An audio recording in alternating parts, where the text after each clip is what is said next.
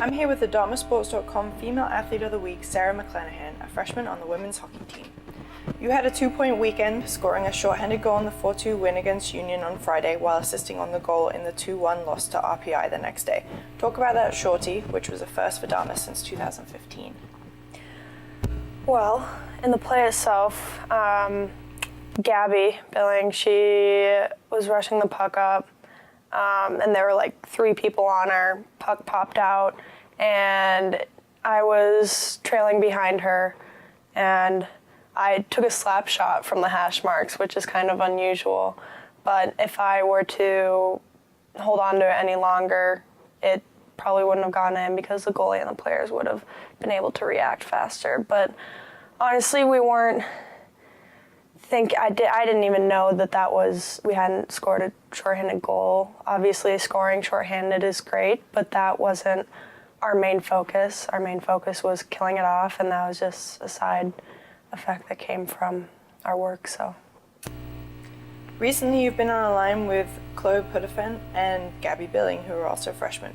In 4 games, that line has 6 points from 2 goals and 4 assists. Talk about that line. Well, we were kind of put together in the middle of a game, and we all just clicked really well.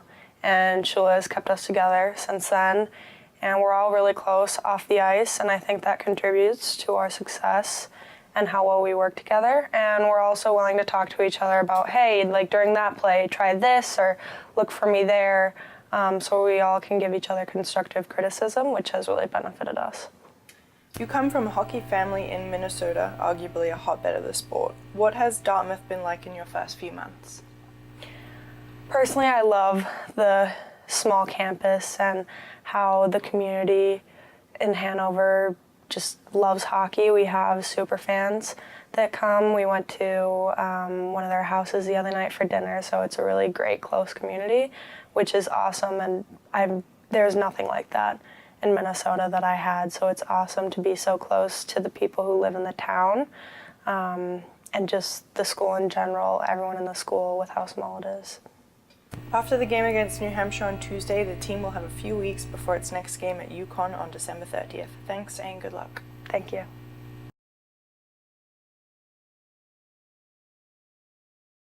We're with Chris Knight, the DartmouthSports.com Male Athlete of the Week. Chris, a great trip this past week into Ireland. The team went out to Belfast, played in the Belfast Classic, didn't win the first game, but came back and won the second game. And you were named to the all-tournament team, averaging 18 points in the 2 games. What can you tell us a little bit about the experience of the trip out there? That was a great experience. I loved it. That was the first time I ever went to Europe. I would say one of the most interesting things about the experience was the way people drive. And just walking down the street, I swear all the cars are coming at my direction. But yeah, it was one in a lifetime experiences that I will always remember. Now, the games themselves, the first game, the team kind of struggled a little bit, but you were able to, keep the team in the game with your scoring and your rebounding a little bit. What was working? What wasn't working against Marist? I would say against Marist, we came out a little flat. Like I was trying to keep us in by getting us energetic, but you could kind of feel like, we weren't like playing to our best of our ability. So then the next day we were challenged by our coaches, like we need to play harder, we need to focus on defense, and we came out with a little fire right off the bat, and then we carried it out throughout the game. You've been extending your range a little bit this year. Last year, you kind of generally stayed within about 15 feet. This year, you've been stepping out the side of the three-point line a little bit. The coaches have given you the opportunity to extend your game a little bit? Yeah, they told me during the summer I needed to work on a lot of things to be more of a threat so that people don't just sag off of me, and it makes the offense go better. So I worked all summer on shooting, ball handling, being able to not only play in the post, but extend my range and be of a threat everywhere on the court.